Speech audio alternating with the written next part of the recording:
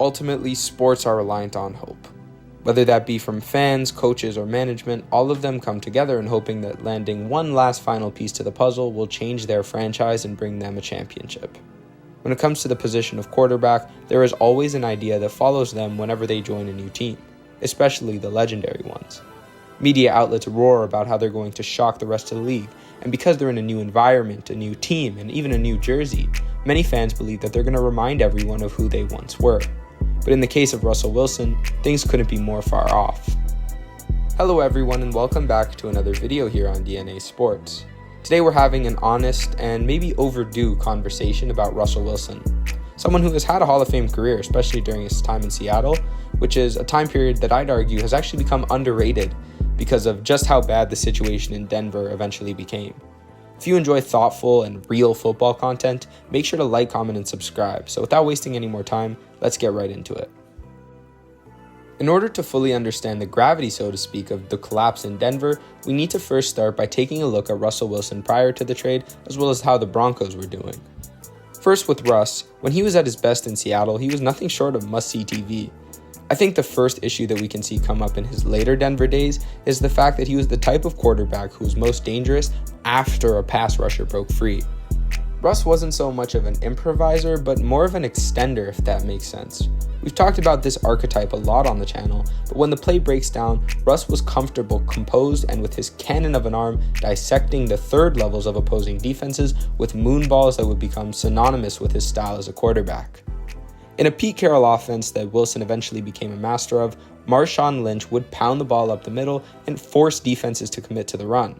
Wilson was so lethal deep because defenses almost always had to play a safety in the run game just because of how dominant beast mode was, especially during his prime.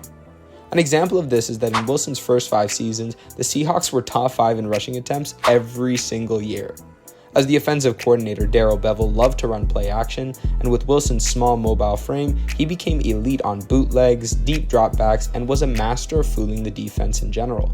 With him, it was never about short field reads.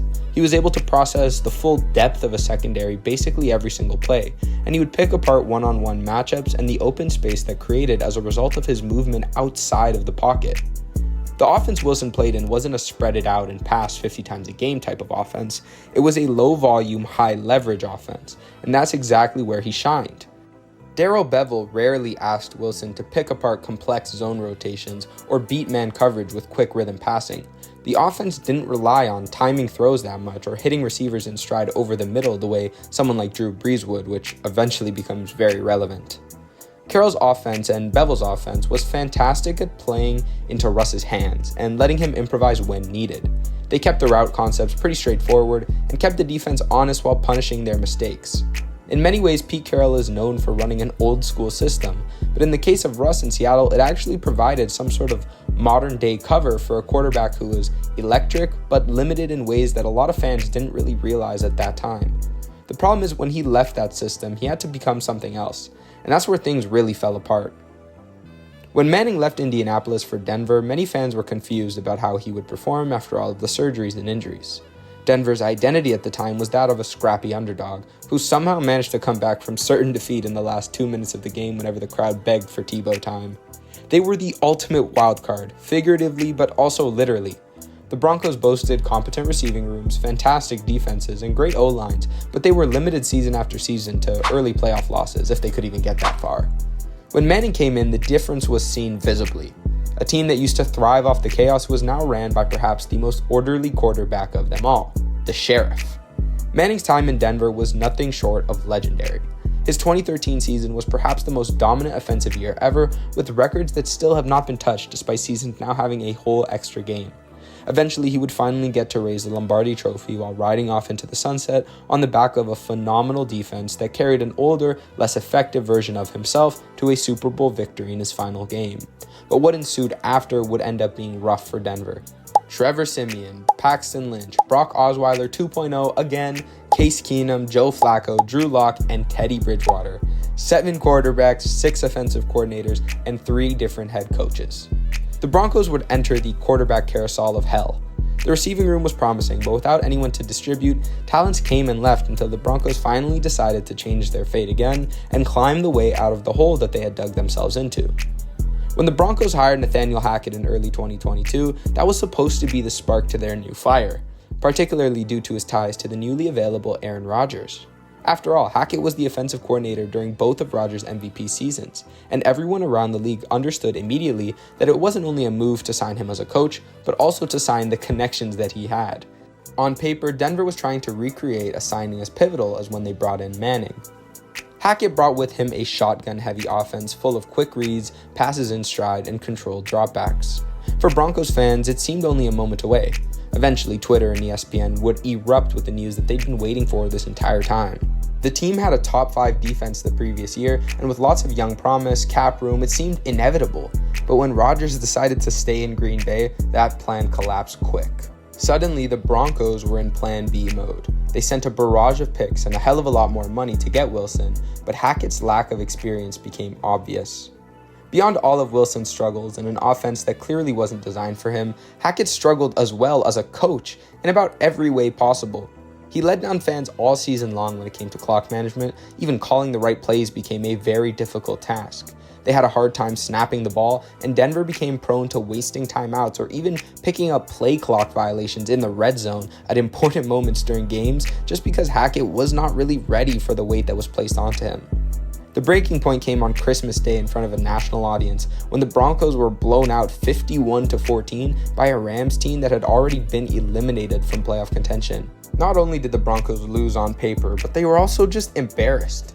Players were arguing on the sideline, the offense was lifeless, and the entire team looked like it had just given up. Less than 24 hours later, Hackett was fired, and it was one of the fastest head coaching exits in modern NFL history. A clear expression from Broncos ownership that the Russell Wilson experiment was officially close to going off the rails. But there was still one more chance. When Sean Payton was hired, it was not for his pull in free agency, but for his league-renowned ability as an offensive guru. While his system was still built for throws over the middle and an important run scheme and short game, his experience and resume spoke for himself. It was still a Sean Payton offense in Denver, but one in mind for the type of player that Russell Wilson was. Decision-making was meant to be quick, but there was room for Seattle-esque improvisation. Utilizing a mix of short passes, screens, and designed rollouts, perfect for a mobile QB like Wilson, alongside an emphasis on maximizing weapons and creating mismatches, it seemed like a natural fit for him since he thrived in Seattle's more free-flowing offense that were keen on establishing the run the way Payton was throughout his entire career as an NFL head coach. Unfortunately, though, things would just not pan out. Not really due to play design or the holes that did exist on the roster with tight ends and running backs, but Wilson just in general didn't really look the same as he did in Seattle. He had his moments, sure, especially when connecting with Courtland Sutton for some major highlights, but overall he just wasn't that good. Wilson struggled to extend plays and thrive in the same situations that he used to. His habit of holding onto the ball and improvising, extending, became his biggest weakness as he was sacked time and time again by the defense. While he and the Broncos were better than they were the previous year, it was nowhere near what fans, coaches, or management wanted to see from him. As the game has now transitioned to 2 high safety looks, Wilson's moonballs were almost phased out of the game. He got slower, and defensive ends and linebackers weren't going to give him any grace just because of the legend that he used to be. Where we are now, Wilson is on his 3rd team in 3 years, and while he still shows moments that remind you of his days in Seattle, he is nowhere near the player that he once was. He can't escape and extend, and in the 2-high game, defenses just have an easier time letting him swing and miss with deep balls and then coming up with big stops and losses when he can't even get it off. Whether for better or for worse, the type of player that Wilson once was doesn't really work in today's game, which is funny because of how prominent improvisers are becoming now. It's not to say that today's generation, players like Mahomes, Allen, and Burrow don't have cannons of an arm, but those 70-yard gains that Wilson was known for have been traded for 20 yards or 30 yards. Honestly, the NFL has just progressed, like every sport has, and right now the 2 high safeties mean that it's a lot harder for Wilson's style of play to even just exist the way it used to. Fans in New York, similar to fans in Denver and Pittsburgh, do have high expectations for Russ, but honestly they should get ready to endure the highs and the lows, just cross their fingers and hoping that Jackson Dart receives the development that he deserves to take over within the next few years.